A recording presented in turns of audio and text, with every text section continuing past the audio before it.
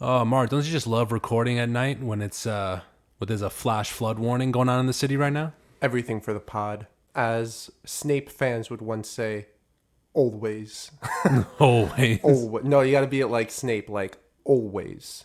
Always. Exactly. There we go. So, how's your day going? My day? It's going pretty well. I was stuck in here all day. Gee, I was stuck in the great city of New York and having to brave the city transportation. You know what's crazy? When I went into a Grand Central to like come here, the National Guard was in Grand Central. They were like strapped to the gills. They had like M16s. I'm like, shit, like Yeah, I've seen that fuck? before. I was like, They're pretty cool. I was like, the fuck is going on? But no, and the state troopers were there, and the NYPD was there. It was like, I'm like, is there like a terrorist attack gonna happen, or somebody got caught? They gotta fight this flood, dude. They're gonna shoot bullets at this flood. Yeah. You gotta like, and then once it starts, like, you shoot enough bullets, it starts screeching and it'll back away. Yeah. Back down into like where the rats are. Oh my gosh. You know what? I still want to know where are the rats. They're everywhere. I don't know, man. Like I haven't seen a rat in the subway for a minute. Like I'm scared. Where are they? They're planning. You know, They're planning. They're planning their attack is gonna be like, remember Ratatouille? Did you ever see the movie Ratatouille? Of course, yeah. I've seen it like 1,000 times. You know what I think about sometimes? I think about like if we're gonna go to war with rats, and remember that scene where the old French lady's like shooting Remy with a shotgun, and she just shoots the ceiling and it just comes down with rats. Yeah. I'm like, is that just New York City? We're like going to war, and then shooting one singular rat, and we find like the Rat King. But No. What will happen? I have a great scene idea.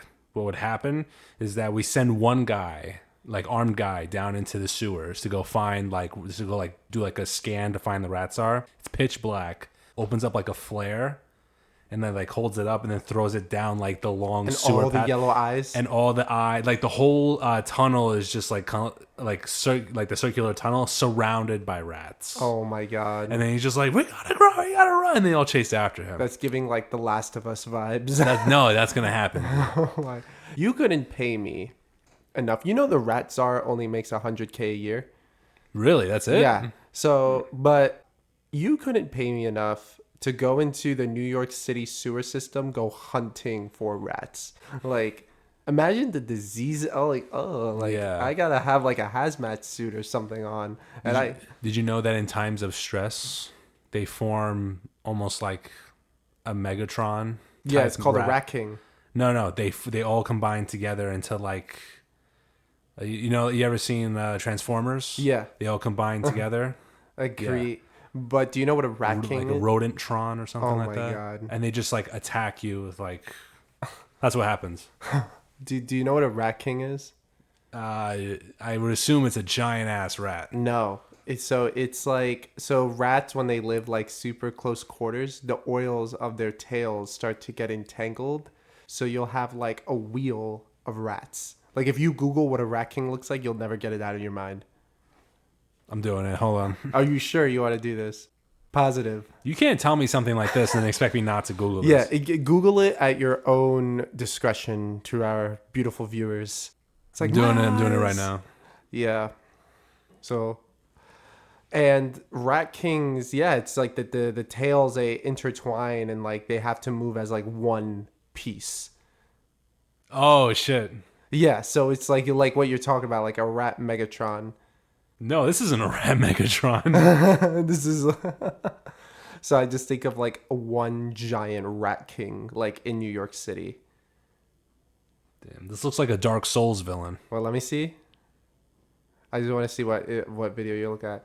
Yeah, like Yeah, I know, right? Describe it to the audience. Okay, so the one I'm looking at, this one's dead. It's a dead, like, there's like probably like 50 of them all tied up together. Like, imagine seeing that like in your house. Like, I would die. Oh my god. Like, there could be one in this neighborhood. This is the largest one that they found. It's mummified. How many rats are there? And kept at the Scientific Museum Moritianum, Altenburg, Germany, consisting of 32 rats. Oh my god. All tied together by the tail. Ew. Oh god. Ugh. right? Like, doesn't that like it's just like They call it nightmare fuel. like you're gonna go to bed tonight and that's what you're gonna think about. Just like a ball of Now rats. imagine like there's definitely one bigger than that in New York City, 110%. 100%. Just we haven't Like found it yet. we haven't found it yet. But moving on to Yeah, let's get on to the actual topic we wanted to talk about. yeah, getting on to the actual topic. So, do you want to introduce the topic or? So last week we spoke on. Well, I haven't seen the show at all, but you saw the first episode of the live action Avatar: The Last Airbender, and you texted me earlier before you got here that you actually finished the season, the whole first season, all 8 episodes. You have some very strong opinions about it. Yeah. So let's go with that. Let's go with the continuation. Spoiler alert! Spoiler alert! So if you haven't finished it, leave and then come back in like 20 minutes. So I made a list. So I'm actually going to start with the pros. Okay. I'm actually the pros. So the first pro is incredible world building. Like this is where their money went. So the creators definitely put a lot of thought into how Omashu is supposed to look or the Northern Water Tribe is supposed to look like. And yeah, it's very reminiscent of like Game of Thrones, like King's Landing. Like when you first see Omashu, they put some good money in that. And I think that the director and the producers, followed the source material very well in that. The Fire Nation ships are really cool. The Fire Nation is they put a lot of money into the scenery. Yeah, so that's one pro. Is it mostly CGI? Like yeah, mostly CGI. Yeah, it's mostly, but it's good CGI though. I kind of assumed that. But it's good CGI. Okay. Like I said last week, the characters look like their show counterparts. So there's no like M. Night Shyamalan. Yeah. ATLA. This is something that is 50-50 actually. So I'll get back to that. More exposure of Gyatso. Do you remember the character Gyatso? Aang's airbending teacher? Yes. So I'm actually watching the original and finish the season at the same time. So I get to, just refresh my mind on what to compare it to. And so Gyatso does have like flashback scenes, but he definitely has in the live action a much more prominent role in, Aang. And that Gyatso kind of replaces Roku as kind of like Aang's spiritual guide, if that makes sense. So yeah, I'm going to get to Roku in a second. And I'm going to come back to like why I made all of these points, but I'm just going to speed run through them just to let you. Okay. Princess Yue, just the casting, the acting, very good. Like she's from the Northern Water Tribe. Yeah, that's Sokka's first girlfriend that literally turns into the fucking moon. Talk about he rizzed up the moon. Yeah, rizzed up the moon. Like, so cons. That's it. Those are the only pros. Yeah, those are the only pros. Cons. Okay. And again, this is my opinion. Ozai is now an actual character. So he has scenes, he has dialogue, he has character. We don't have to wait till season 3 to really see him. Okay. So I have a problem with that because you're taking attention and time away from Azula and Zuko's character development because they're the antagonists in the animated show. Like Ozai is kind of just like, your stereotypical bah humbug villain. Like he has no character development. He has no ulterior motive. He's just evil. Because he didn't need to be anything because you had Zuko and Azula, to actually be the villains that have like some moral, authority to some degree. So I think that that's a big problem. Well, not problem, but just thing I didn't like is that there's not enough time in the season to really like, I guess, generate a, to give each character the time that they need to develop. And I'm going to touch more on that in a second. This is going to be a hot take, but Katara is basically an NPC. Really? Yeah. Like, she's kind of removed. So Katara, if you remember from the show, is like a big portion of Aang's waterbending training and kind of like really important in Aang's life. They are kind of diverging away from, like, they're going their own path in some avenues. and they're definitely they're exploring more of Katara's like emotional damage of witnessing her mother die versus being supportive of Aang. So they're sacrificing her, teaching him waterbending, her being there for Aang to explore Katara's like PTSD.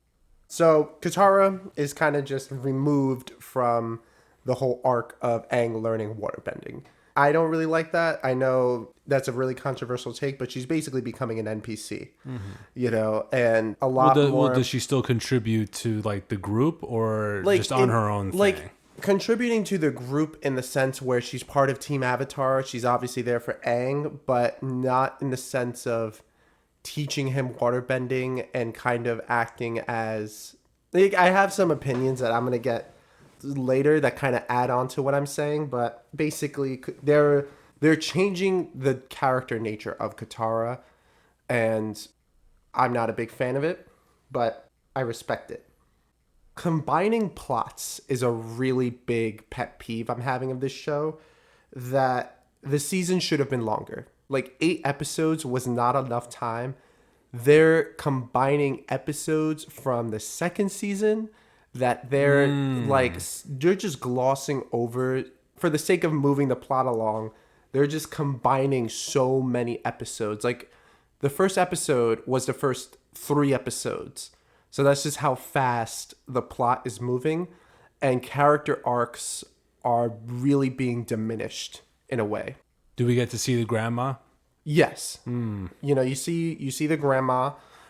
She does have a little bit of like an increased role in the first episode, but after that she's kind of like done, So, but also I have some more opinions. We'll get to them. We got time. Sidelining Roku. This is a really, really big pet peeve of mine. They're definitely, I literally wrote it and you can read it, definitely dick riding Kyoshi to the moon. Like you literally wrote dick riding Kyoshi. They are dick riding Kyoshi. I have it in my notes to, I don't know why. Like, okay, I get it. She's a cool avatar. I get it. She's kind of badass. But it's like, she's not Aang's recent reincarnation. Like, it's Roku. Why are we dick riding They've mentioned Roku maybe like 3 times this season. I'm telling you, it's the feminist angle. That's all it is. I have opinions on that. This is Netflix, remember? I know. But this is where I'm going to get into like all that stuff now, and with Katara being an NPC. Removal of character flaws. So like Sokka, Netflix won't show the sexism and misogyny that Sokka displays in like the first season because of PC culture. Okay. Like Sokka is not like you like is part of his character development is learning to accept that women can be warriors and blah blah blah, because in the first season he's hella sexist. Like he's like, you're a woman, shut up, like make my laundry, or make my dinner and do my laundry. That's literally him in the animated show. And because I'm rewatching the original show at the same time, like when he goes to Kyoshi Island, and the reason why I know all this is because I just watched it. He gets his ass whooped by the Kyoshi warriors. He kind of like, these are women who can fight. I have to learn from a woman, like that's his first step into kind of like being egalitarian, right? They completely devoided that. Like completely just like he isn't sexist, isn't misogynist. And that is an important part of his character, because that's him, like, that's, again, character development. They're removing these problematic, air quotes, flaws for the sake of PC. Which, like, when you just said it's Netflix. Yeah, again, this is Netflix. Like, I'm not surprised by that at all, to be honest. And also Katara's stubbornness they removed. So, like, they basically nerfed Katara. Because Sokka isn't sexist, Katara doesn't have to be angry that her brother's sexist. So Katara, again, they're focusing so much on Katara's PTSD side rather than her kind of just like helping Aang and combating her brother's sexism and like growing as a waterbender. They're exploring so much of her like emotional damage. Also, Aang being scared of being the Avatar. Like Aang, like his main character flaw is fear. You know, Aang being fearful, Aang running away, all of this stuff. They talk about it in the first couple of episodes, but then he quickly just accepts his role as the Avatar because, again, they're dick riding Kyoshi. So he's like, oh, Avatar Kyoshi is like the greatest Avatar on the planet. So, like, let me be this great warrior. Like, you know, that they were moving him being afraid of being the Avatar, which is, again, a big part of his character arc as well. So I'm very interested to see how season 2 and 3, because apparently Netflix already renewed Avatar for 2 more seasons. Of course they did. But wait. So does he accept it in the first episode or at the end of the first episode season? 3, he's like, I'm the Avatar. He's like, let's do this. Yeah, I'm that's ready literally to save the world. Yeah, that's literally when, like, in the animated show, he doesn't really fully accept it until, like, beginning of season 2, you know? So that was one big thing. This is another big thing that I think you're going to have some opinions on. There are rumors about the writers making Zuko and Katara getting together rather than Katara and Aang, because the actor who plays Aang is actually 12 and the actress who plays Katara is 17. My big thing is, why does the show need romance? Like, we have Sokka and his whole riz throughout the entire duration of the show. So why do we need romance in, like, the Avatar? Just make it platonic. It was like in the animated show, it like they had like a little bit of it, but it was like in passing. Yeah, it was never like it was never like a character having a crush on somebody and then almost getting killed by that same person in the same episode. Yeah. Yeah. Like, it was never like, you know, Netflix, I mean, Nickelodeon, like, you had the Tunnel of Love where, like, yes, Aang and Katara kiss, but it happens off screen. Like, why does it need to be?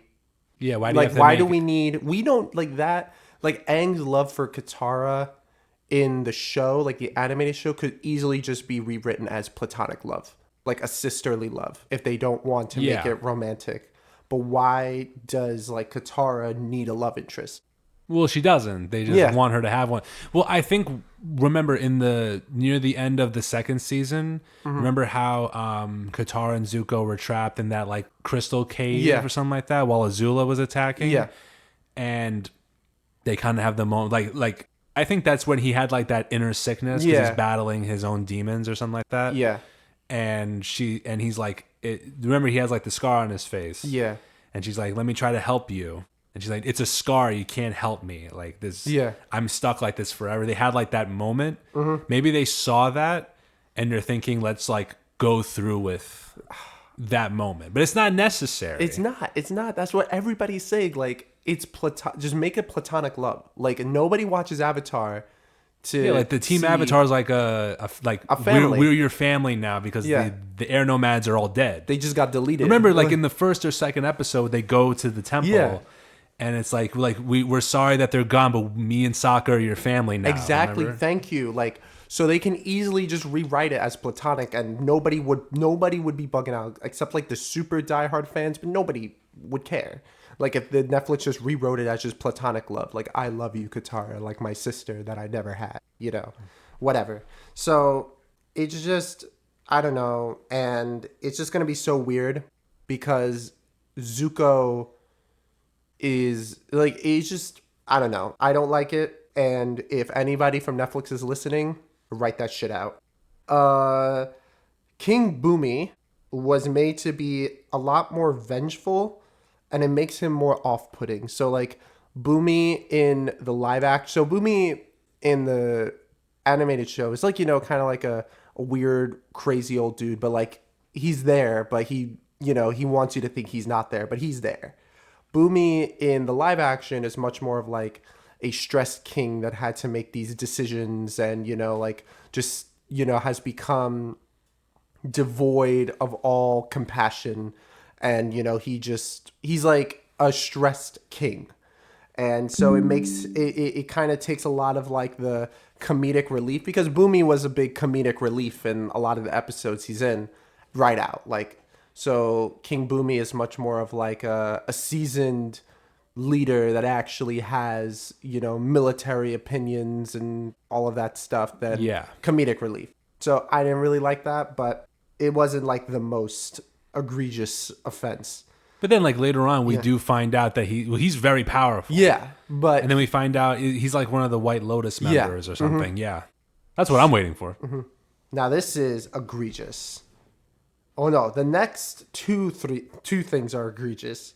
Admiral Zhao, his entire character arc and how they rewrote him. Literally terrible. Like terrible.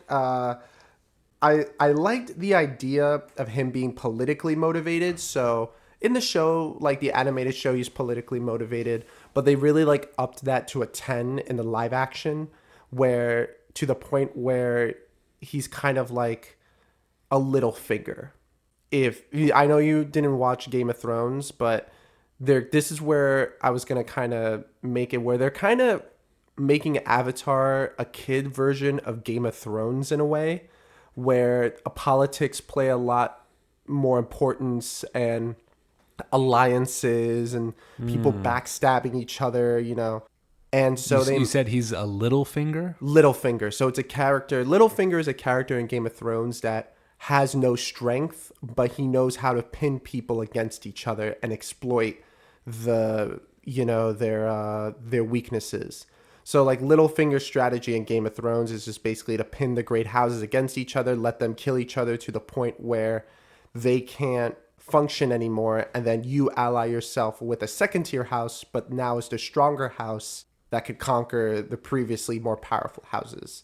If that makes sense. Is Zhao trying to do that for like Himself. get himself like for the Fire Nation? No, like Okay. so Zhao in the animated show was propelled for a sense of grandeur, right? Like he wanted to be the Zhao, the conqueror, you know, like patriotism to the Fire Nation, like I just want power. But Zhao in the live action, well, before I even talk about that, Zhao in the animated show was already a pretty high commander, like respected in the Fire Nation. They changed him in the live action to be basically a nobody. So Zhao is like a nobody. And that because of that, he is a weaker firebender. He is just a weaker person, right? So Zuko can easily overpower Zhao. Azula can easily overpower Zhao. Like Zhao in the animated show was kind of OP, but they really like nerfed him into oblivion in, you know, the live action. And so they just made him much more conniving and much more like, you know, politically ambitious rather than just strong. And so Zhao and his whole character arc is just really messed up in my opinion. What did I write down? Yeah, I did like the idea of him being politically motivated, but yeah, they reduced him to some stupid puppet. So Azula basically uses him as a puppet to get rid of Zuko rather than him taking it upon himself to get rid of Zuko. So it kind of introduces Azula as one of the main antagonists super soon, like a lot sooner than she was in the animated show. And Well, again, shrinking yeah, the whole plot. shrinking to the fit plot everything in. to fit everything in one season, you know? So that was one egregious offense. The other egregious is Jet.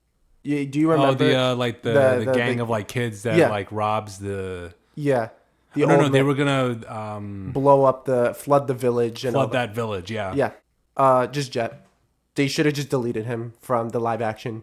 So, wait. There's no group. It's just him. No. There's a group. They were just so. Their whole plot and everything is in a span of like 30 minutes in an episode. And he probably has like 4 scenes. Yeah. Just Damn. That whole episode. And then finally, Bossing Say is barely mentioned. So like, you know how in the Avatar, they're like, we need to get the Bossing Say. Like Bossing Say is the last stronghold. Bossing Say. It's just like, Omashu is Bossing Say for this first season. So it's not a huge pet peeve of mine, but it's just something I noticed. So then things I'm 50-50 on. This Avatar the Last Airbender, the live action is darker. Like it's actually a lot darker than the show. A lot edgier or No, like edgier. and also physically darker. Like they did a lot more of the scenes at night. So, but in terms of just like edgier, yeah. And they're exposing political allegiances. So like with Zhao, and a lot of backstabbing. So I'm like, this is basically them trying to make it like the kid version of Game of Thrones. So I'm 50-50 on that because Avatar isn't about politics.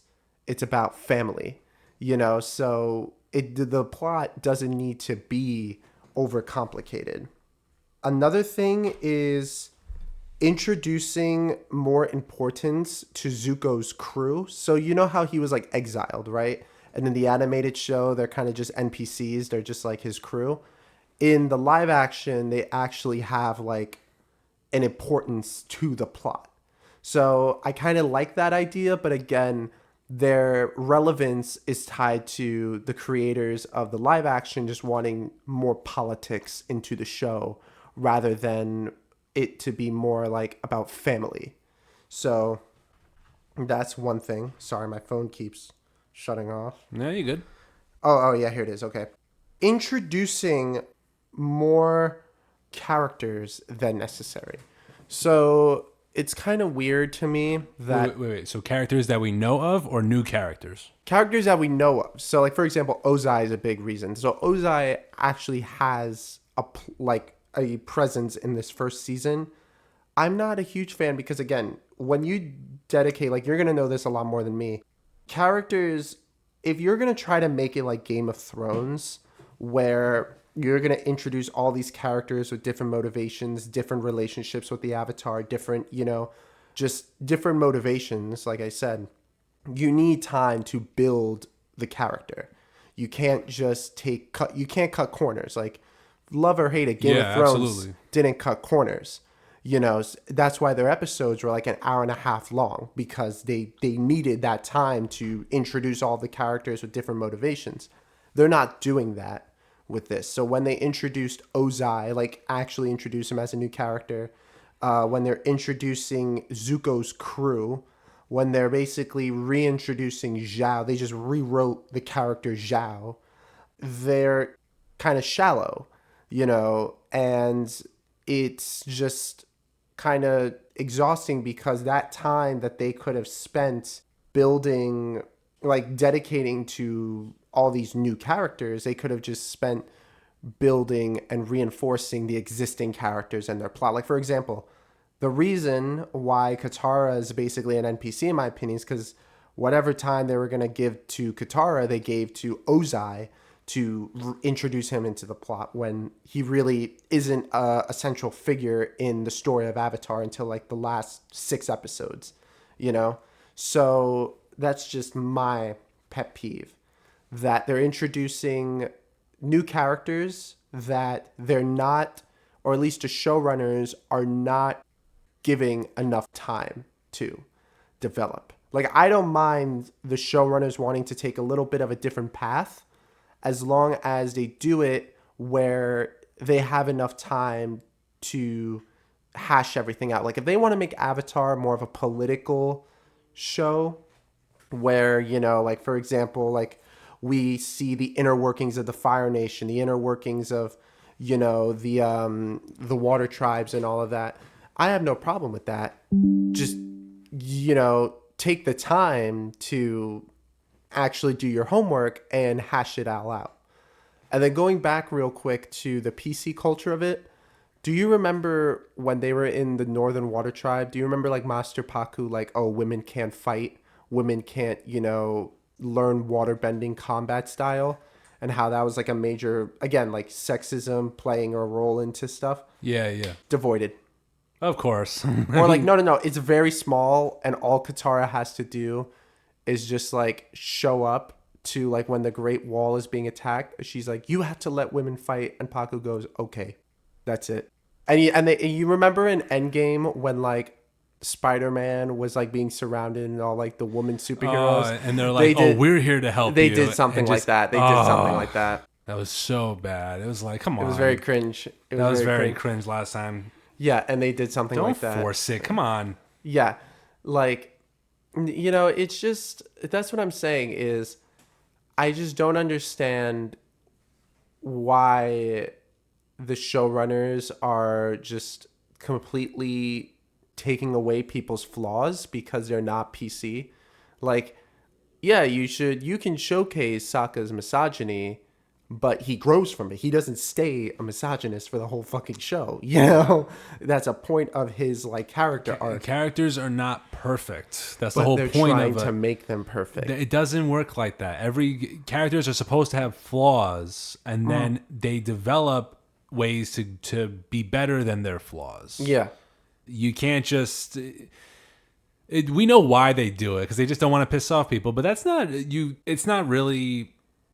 You could say that like Netflix as a company is like pushing towards that. Yeah. Because I think that's more from like a business, corporate point to like force these things. Whereas like I don't think like a normal showrunner or a normal artist would be like they're smarter than that. They know that. Yeah. But they're just in the back of their minds. Corporate is so worried that they're going to have these people like be outraged or just start rioting about the simplest little things on the internet.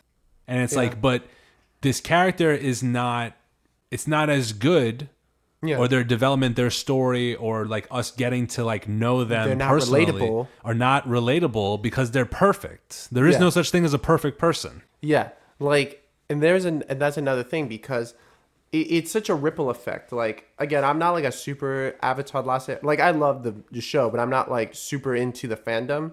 But I'm just rewatching the show. That's why like I know a lot of the plot right now because just in tandem with watching the live action. So you get to see like Sokka's sexism, right?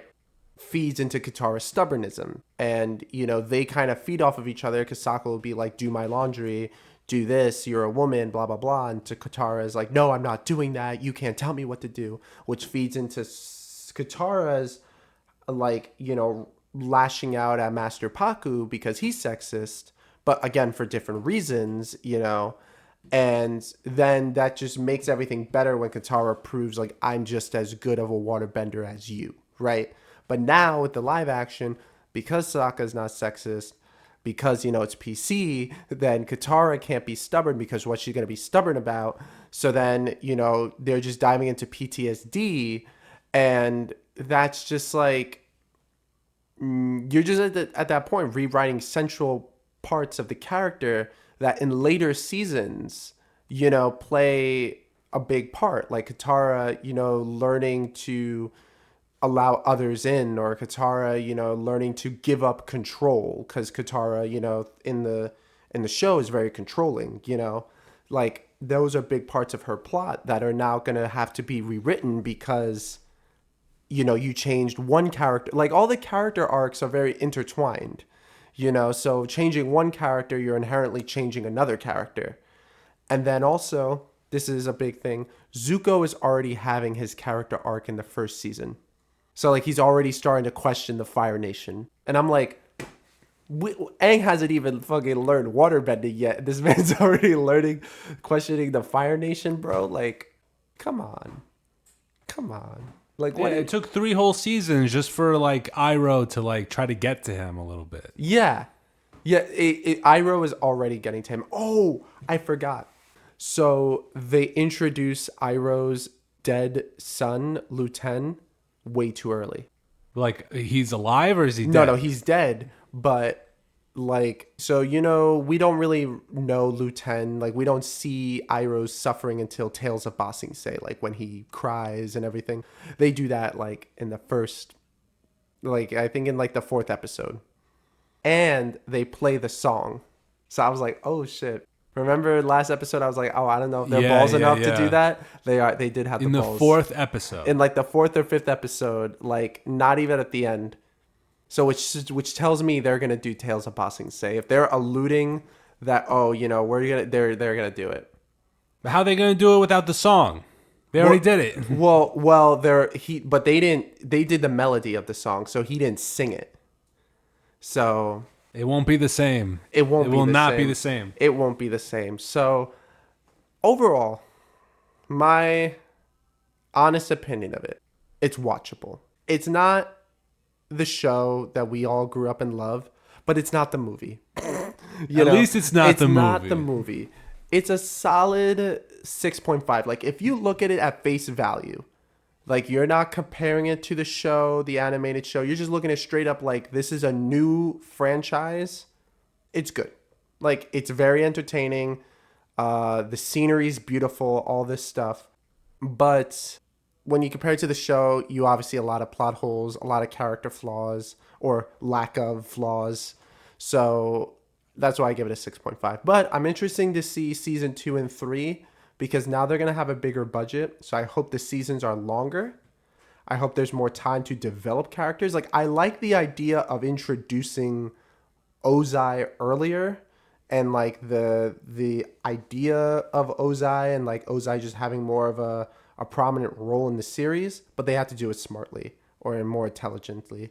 They can't just like make him they can't introduce him as a character and then keep him as like the, NPC villain.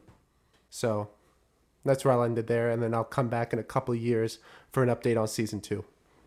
Oh, is it going to take a couple of years? Oh, 100 is Netflix. It's at least going to take a year. Yeah, that's true. I mean, The Witcher took like how many years for the next season? I don't know. I'm still waiting on House of the Dragon, and I'm just sitting here like, that meme at the bottom of the pool, the skeleton. It's like, when is that? When is season 2 coming? Like, how long does it take, bro? Like, how long? Like, they're not going to rush through anything with that series. They made that mistake. Like, I know, but we can't wait 3 years for, like, I get it. There was a writer's strike, but they're all European. They're all British. Like, I thought that only happened in America, the writer's strike. Like, I thought that was the whole reason is they didn't have that. They were filming in America. And I didn't see anything like HBO, like, not filming or anything like that. I don't know. Look, you want it done right or not? I want it done right, but I also want it like... You want it done. I want it done too. Like, okay, look, yeah, don't do it in like 6 months, but don't take like 3 years. Yeah. Like, I gotta rewatch, 10 hours of Game of Thrones just to remember the plot before season 2 pulls up? Like, damn. All right. So... And now that we've covered like your whole spiel with it, this little saga, all the criticism and everything, we're about like halfway through the show. So let's start doing the drinks now, and then we'll continue with the conversation. Yep. So you made the drinks again. Yeah. I'm the new bartender, Mike. Boom, mic drop. Oh, I see what you did there. Yeah. So right. Okay. It literally just looks like a whiskey sour. Okay. With some ice cubes in it. Okay, that's a fair. This is water, dude. No, it's not. This is fucking water. This is fucking water. No, it's not. It's not water. Drink that again. Watch this. No way. Oh. I was about to be... Wait, let me try it then. I need to stir this shit. It's all at the bottom. Oh yeah, I made the same mistake last time. Wait, I'm just. It's good though. It's good though. I'm mixing. It's like water, but it's good. Damn, it is low key, a little weak. Aha! But I poured. I think it was the ice. I think the ice kind of watered it down, to be honest. No.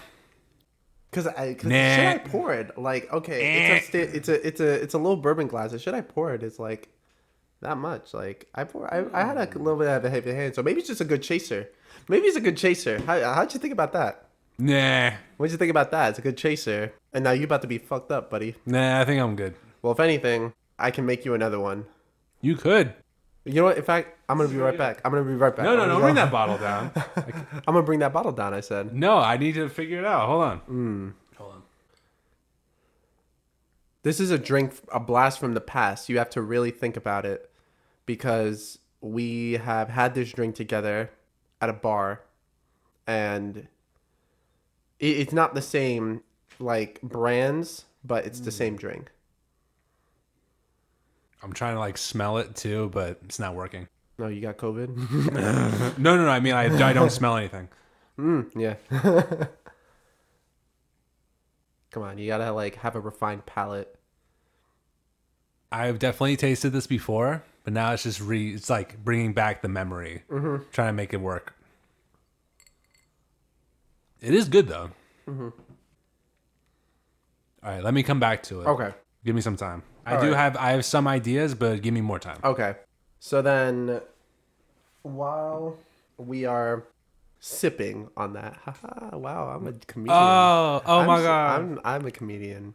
I wanted to talk a little bit about the recent news with the Super Tuesday. Yes. So Everyone just got blown out. everybody just got she you know what, Chris Christie was kind of right. She was like, she's about to get fucking smoked. It was literally like, yeah, remember how we said like a couple weeks ago, we were like, give us some time. We'll see, like, people could have a chance. Let's not decide too early. Yeah, it's done. It's done. It's like officially done. It's like done already, yeah. How do you feel about that? Because we live in a state that hasn't even voted yet. Like, how do you feel? It was always in the back of my mind that like the Trump v. Biden rematch was always going to happen in some way, shape, or form. Yeah. I just thought that it could have lasted a little, like the race could have gone on a little bit longer, but no, it was like people want this rematch, and it's going to happen apparently. Just like seeing the outcomes, this is definitely going to happen. You know that some random ass guy beat Joe Biden in American Samoa? I read that, yeah. Like some random ass dude was. wasn't that like the first time? What do you call them? Impugnant? Incumbent. Incumbent. It wasn't. That was like the first time that like a person beat out like an incumbent in the race. Yeah, before. And I was reading a political article about it, and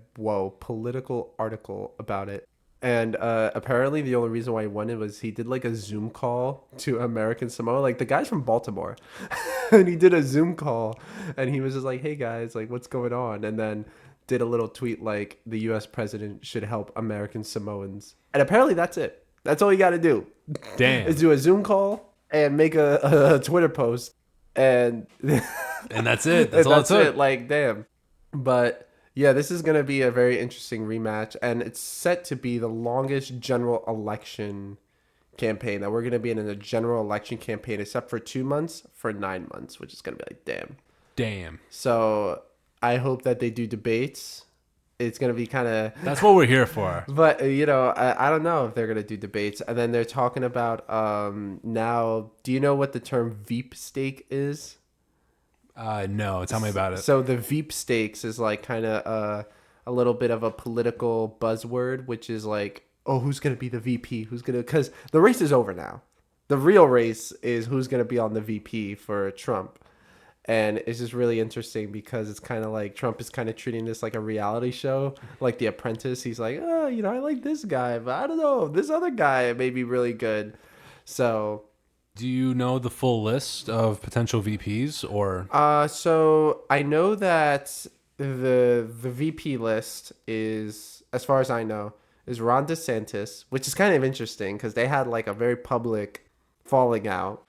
Tim Scott of South Carolina, Tulsi Gabbard, a Democrat that's now turned independent, Elise Stefanik, a New York congresswoman. J.D. Vance, of the author of Hillbilly Elegy and like the Ohio senator, and I think like a couple of more. So it's gonna be interesting to see who is on the ticket. I still think it's gonna be probably Ivanka, but who knows? But it's just to me it's kind of a little depressing. I'm like, damn, like I didn't even really get a chance to vote. It's just all right. I guess fuck half the country. And I know that it's just, I feel kind of about it. Like, oh, I didn't get a chance to vote in my primary, It's so, it's just kind of, and also it's kind of weird because there's just so much, it was just so over so quickly. Like, 3 months ago we had 10 candidates and all of a sudden now it's like, all right, it's just Trump. We're good to go. We know who we want. Mm-hmm. Yeah, we know who we want. But yeah, I'm telling you, it's all about the rematch. It's all about the rematch. That's what they want. What is there to rematch? I mean, they're both old ass men. If you think about it, this is technically 4 years in the making. You're right. Because remember when when Biden won and he became the president, Trump was like, I'll see you again in 4 years. Like 4 years from now, we're coming back, and I'm gonna get my job back. yeah. So, like people have been like amping this up for the last 4 years. You know what's interesting to me is okay, let's say there's a UFC fight, Trump v. Biden. Who do you think is winning that fight? A UFC fight? Like a UFC fight, Trump v. Biden. Who do you think is winning that fight? Because look, Trump, I feel like this minute he lands a hand on Biden, it's done. But Trump is also kind of chubby. And Biden can kind of like, I feel, tire him out. You know, like, kind of just like, oh yeah, come at me. Come at me, bro. Like, come at me. Yeah, like, but you know, like he he's does kind of tire him out. But I don't think Biden would even know like Is that what? like part during the fight he's like, what's going on? And then like without even noticing, like he won't even block. 'Cause he won't react fast enough to block a punch. But here's the thing though. Apparently I heard that when people fight, unless they're like UFC fighters, but like when people fight, they only have about 30 seconds of energy in them. Because fighting, like, look, I've been fortunate enough that I never have been in a fist fight. But apparently, fighting takes, like, a lot of energy. Like, you know, just, like, wailing on somebody, right? So if you just play defense for, and this was Joe Rogan, for, like, 30 seconds to a minute, if you can just, I know it sounds like a lot easier than what it is, but you can just eat these punches for, like, 30 seconds to a minute, the person's going to get tired. Like, they're just going to be, like, gassed. And then you just knock them straight in the face, and then the fight's done. So I wonder, like, all right, the match begins. Trump just goes all Mike Tyson and tries to get the knockout punch in the first 30 seconds. I feel like that would be him. He would definitely do that. You know, and if he doesn't get it, then he's gassed. And then Biden just comes in and is like, what do I got to do? Just like, well, where do I hit him again? Yeah, it's like, wait, I got to hit him? Like, but, oh, man. I know that it's kind of interesting because with Trump, like if Trump wins again, right? He only has 4 years. So it's kind of interesting to see like what the next, I know everybody's like, oh damn, like, but what, like, I feel like 2028 is going to be the first real presidential election, because this just seems like a simulation. This literally just seems like a simulation. Well, and technically, doesn't he get to run again in 2028? no, he's time. Yeah, he's a term barred or blah, blah, blah. He's term limited. Doesn't that only work if you do it twice in a row, not one after another? That's what some people are saying, but I think it's you can only serve a maximum of 2 consecutive / non-consecutive terms. They threw in the non-consecutive in there? Yeah. But some people are arguing, like some scholars are like, oh no, it's only mean like 2 consecutive terms. But also Trump, let's say for argument's sake, Trump could run again.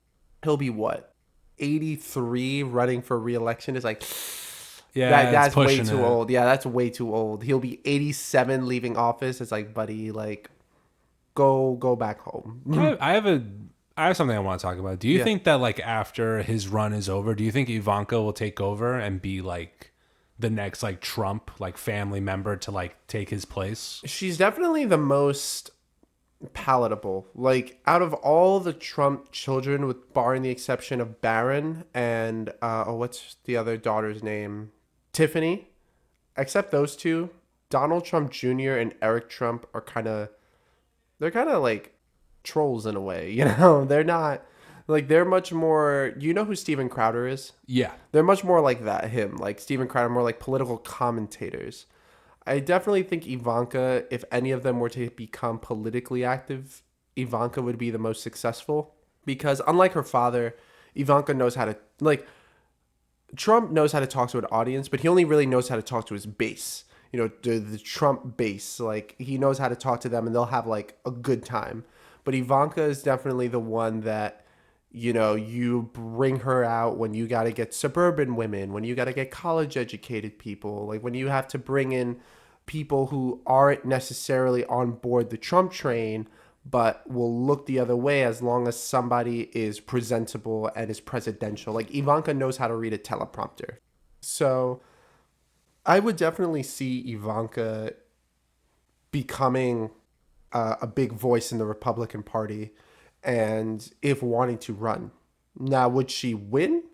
that's a big if, because, sometimes, if Trump loses per se, then that whole brand of politics is kind of like, oh, well, that lost to so many elections.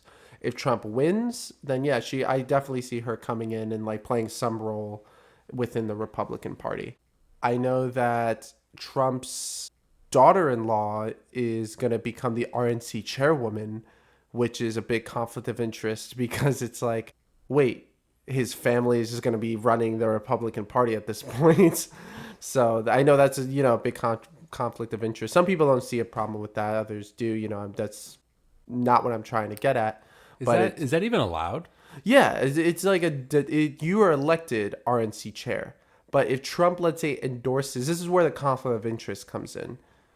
If Trump endorses a candidate, that candidate has a lot of clout because Trump, as we saw on Super Tuesday, is just fucking everybody up. So Trump endorses his daughter-in-law to become RNC chairwoman, or not chairman, but like a person in the RNC, right? Who will have outsized influence. Now, if you vote against her, you are at risk of Trump saying this person needs to be primaried, get him out of office. Because a lot of politicians, they fear a primary. They don't fear the general election because most people live in either solidly Democratic or some solidly Republican districts. But if you live in those solidly Republican or solidly Democratic districts, your concern is the primary. If somebody primaries you and you lose the primary, you're done. But, you can win the primary and you're guaranteed to win the general. Like, think of the New York City mayoral race. The Democratic primary is the actual race, not the general election. So it's that same thing. So with Trump endorsing his daughter-in-law, people are like, oh, that's a little bit of a conflict of interest because she's your daughter-in-law. Everybody's going to support her because they're afraid of you saying, oh, primary this candidate who didn't vote for her. That's what it is. It's just so crazy. I think that why, out of all the people in this country, these two are the ones we come up with. Like, out of a country of 350 million people, we can only come up with an old rice cooker. And, I borrowed that from John Oliver, an old rice cooker and Trump. Like I remember on my Twitter, do you remember the stimulus checks? Oh yeah, of course. I remember this was a banger tweet I had. It had 3 likes. And that's how you know it's a banger tweet of mine. I go, everybody's here like asking, where's my stimmy check? Where's my stimmy check? Blah, blah, blah, blah. Y'all could have voted for Andrew Yang and got $1,000 a month for the rest of your life. But now here you are bumming for a stimulus check. Speaking of that, did you ever listen to Howard Stern at all? I listened to Howard Stern a little bit. My favorite, I have not a favorite story, but like my favorite thing that Howard Stern ever did. I know he's in the hot water because people are like, damn, like the Howard Stern today is not the Howard Stern of like Prime. It can't do that. But the funniest thing I have of Howard Stern was, I don't know if you knew this, but there was one time where he would like randomly call people. Like he was like, oh, I want to call this person. So he'll randomly call this woman.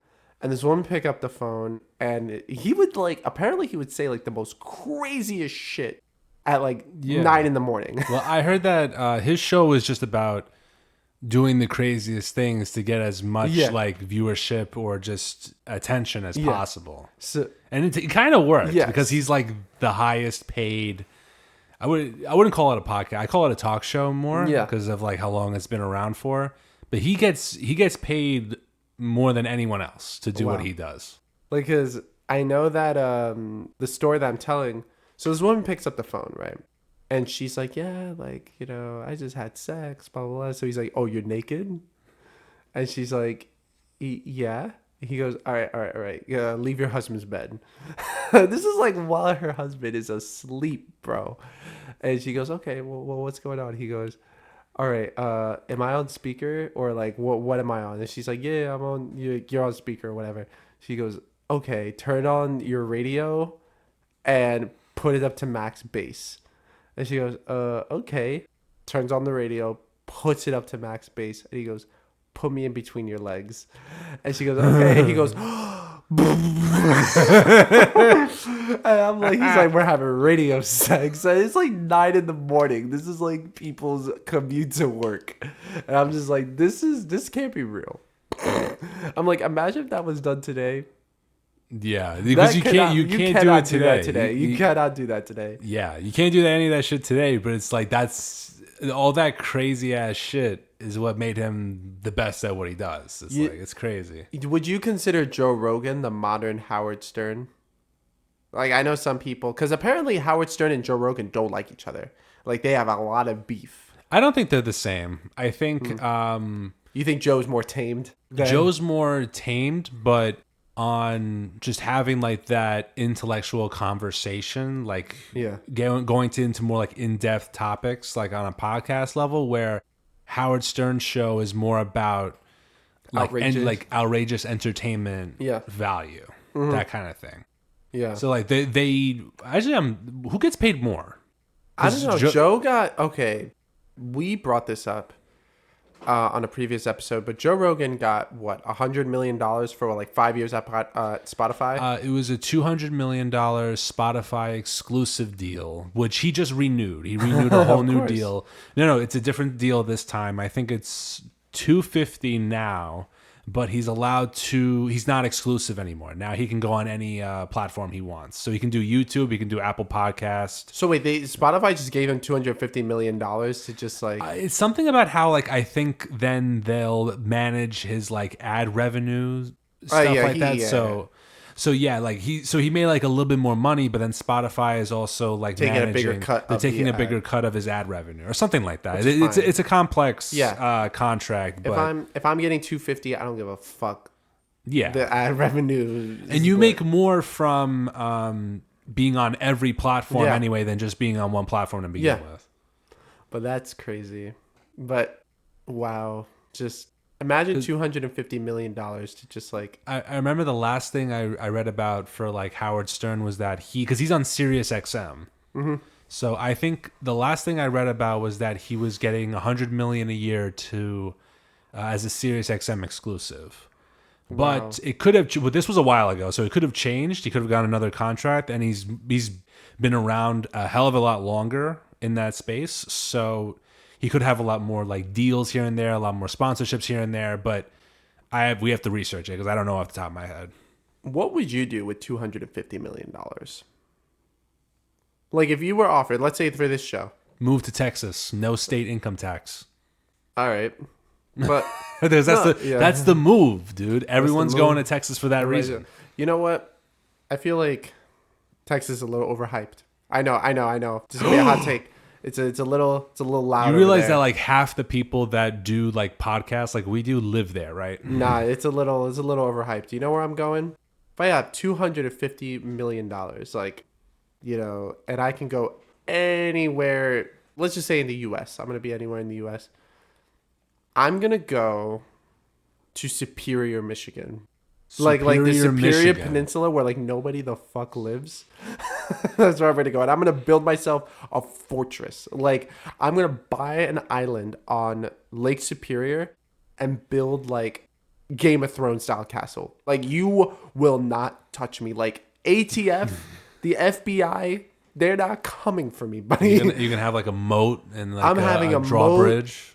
30-foot stone walls, like, mini guns, mounted. How are you gonna have heat in a stone fortress? I got $250 million. I'll make it heat. I'll figure it out. I'm gonna have everything. Like I'm gonna have my own electricity, my own like green farm, my greenhouses, my own everything. I'm gonna be completely self-sufficient, and then that's it. And then I just kind of vibe. Just hang out in the castle vibing, have a throne to sit on during the day. Like so when the end of the world comes, like it's to be like as if it's another Tuesday. And on top of that, I'm gonna have a nuclear bunker.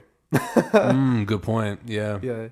I saw this tweet where actually let me show it to you because I took a screenshot of it. I showed it to a coworker of mine. I gotta go into speaking of like it's having troubles. You got this. You can find it. Yeah, I can definitely find it. I just gotta. Oh, here it is. This is on Twitter. So basically, the prompt is fuck yeah, a nuclear exchange is winnable versus oh fuck, a nuclear exchange is winnable. So where this meme comes from on Twitter. X, X, sorry, Elon, formerly known as formerly Twitter. known as Twitter, on X, formerly known as Twitter. There was a meme where it was like what motherfuckers think a nuclear exchange will look like versus what a nuclear exchange will actually look like. So basically, use the United States. Really, the cities is New York, Washington, Atlanta, Miami, like all the major cities, Chicago, Seattle, Los Angeles, like all the major cities, Boston, are getting nuked. But the vast majority of the United States will be okay. And apparently, people are saying that the whole idea of a nuclear winter will not happen. So, like, the idea of, like, all the radiation in the world blocking out the sun, causing, like, this winter and humanity dies is, like, that doesn't happen.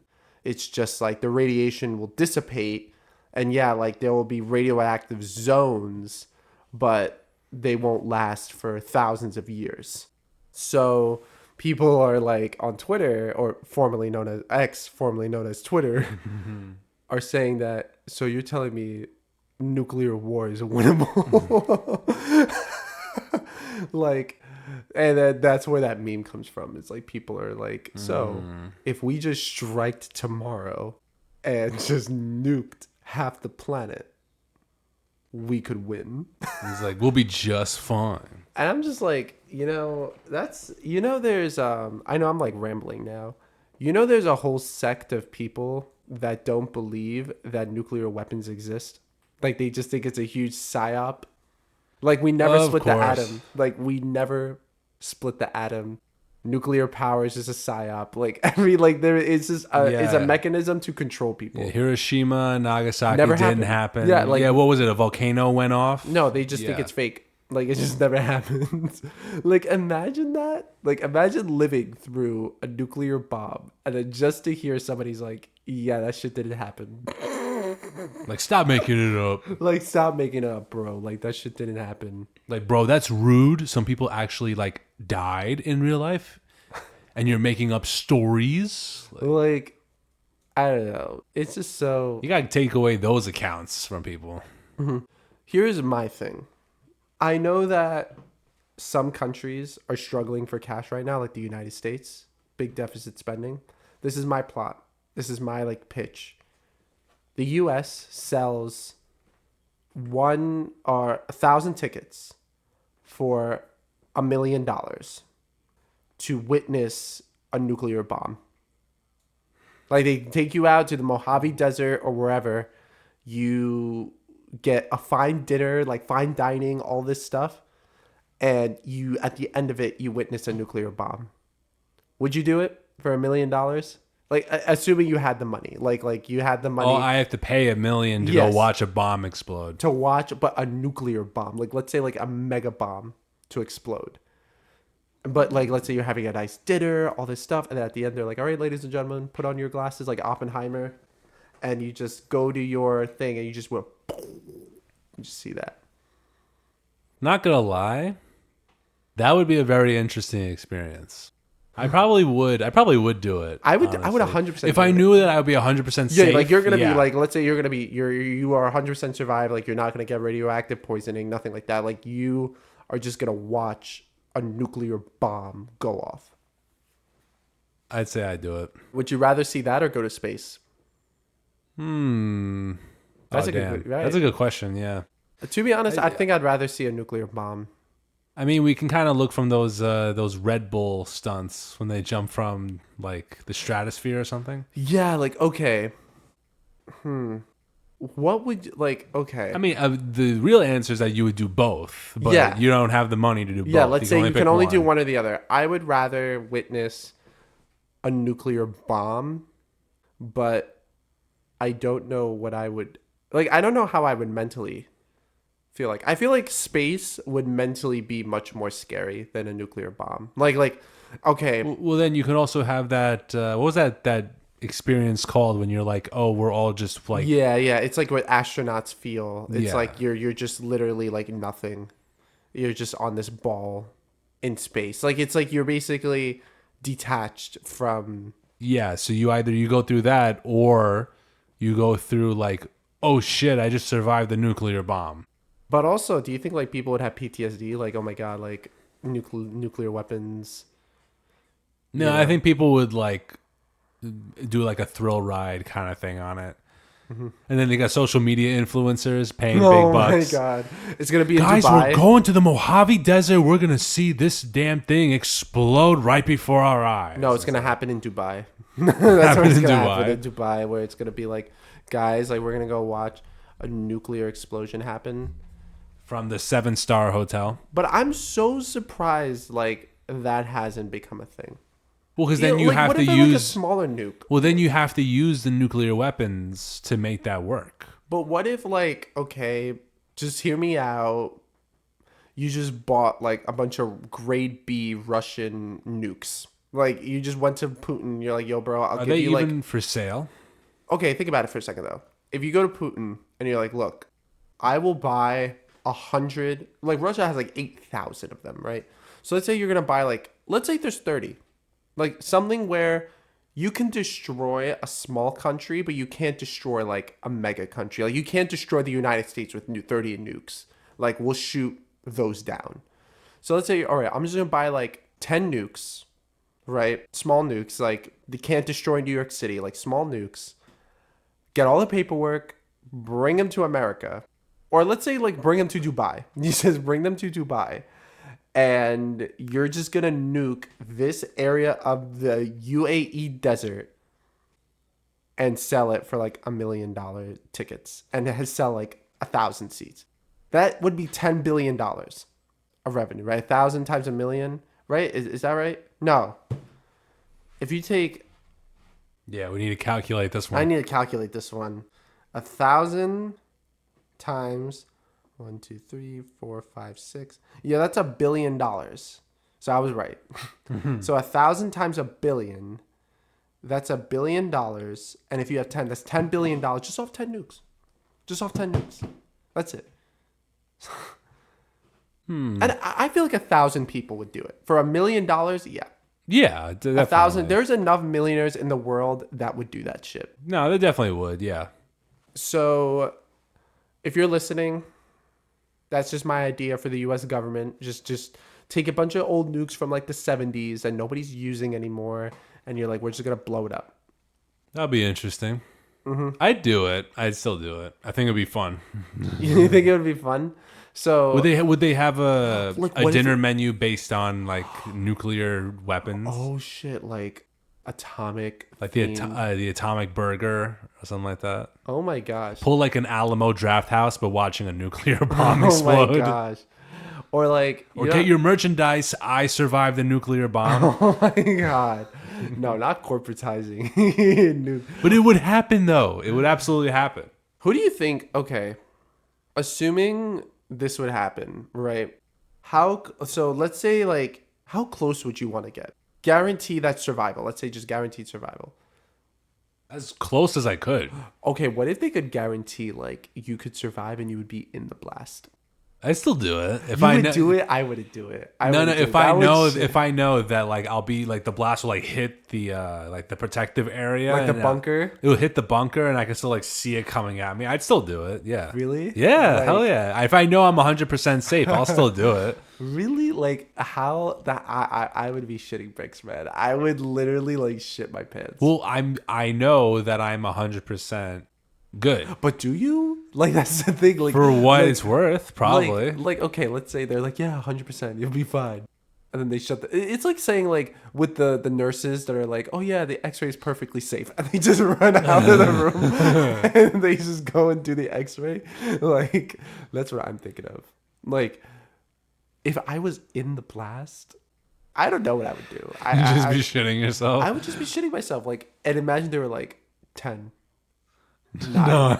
I would probably start crying. I'd be like, oh my god. Let me out! Let me out! It would be so like mentally fucked. And you know someone's gonna fuck with you on the radio. They'd be like, "Oh, the seals aren't properly hatched." Like three, like, wait, is there a problem with that? No, just kidding.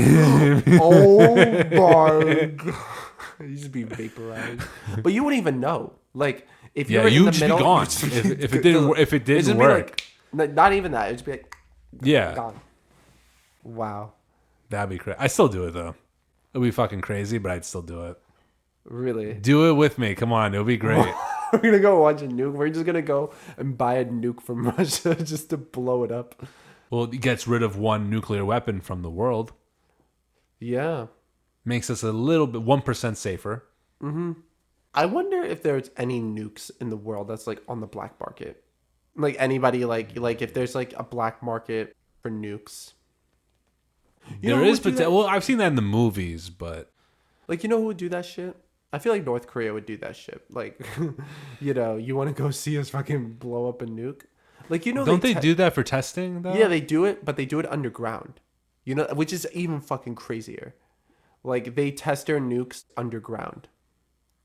How? Like, I don't know how. That doesn't like I'm not an engineer. destabilize like the Earth or something. You think Kim Jong Un gives a fuck about the environment? No, like imagine you're like so you're underneath North Korea in like a giant ass bunker somewhere Yeah. testing a bomb. That's not gonna like destabilize like the terrain or the rock, I don't know. It probably does. radiate the ground or It something. probably does, but Kim Jong Un doesn't care.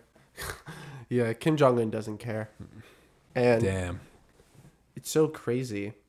And I don't even know what I would do, but I just feel like it's so crazy that there are people on this planet that are like, yeah, nuclear weapons don't exist. Like, imagine living like just that delirious, like that, just, yeah, doesn't exist.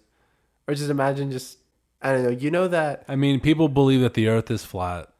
They'll How believe. do you really they'll think believe. that's real, or that's just more like? No, I think just there's like really- so. I think most like you take that whole group, right? But I've never met an actual flat earther. Have you? I've never met one, but I feel like to go through that much effort just to try to prove their point, I think that whole group, maybe more than like 50-60% of them are just faking it, Yeah. but a lot of them are not. A lot of them genuinely believe that. Eddie Bravo is a legit flat earther. I don't know why.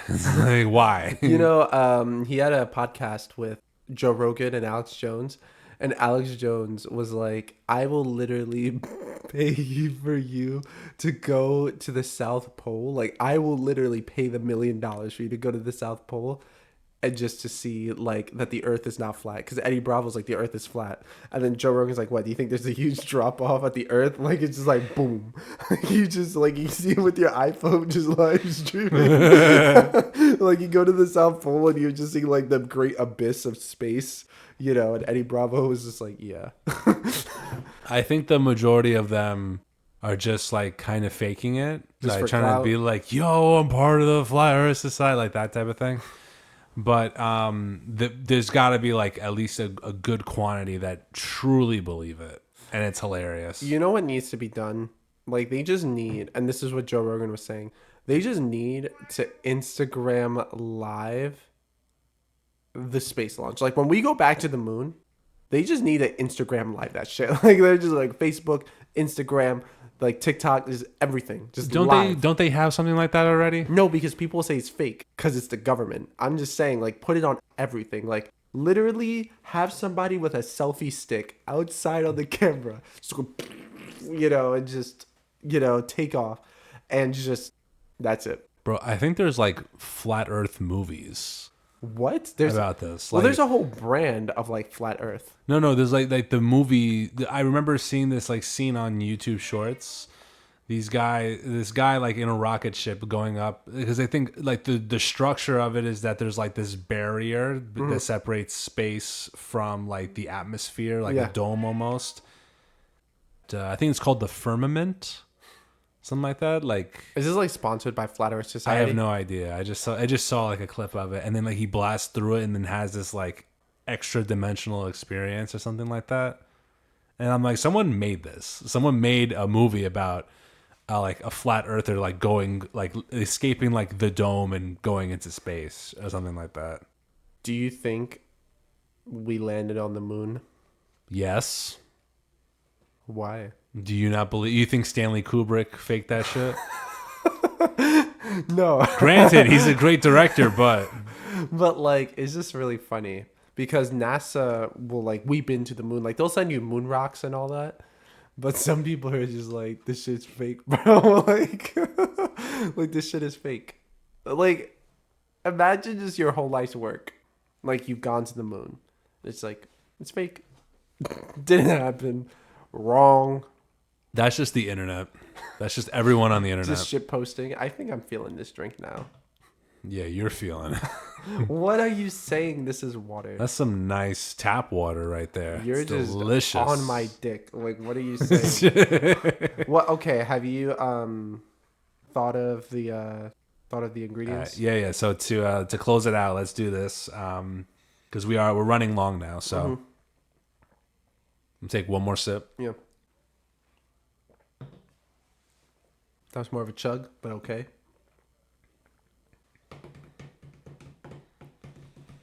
I don't think it's whiskey.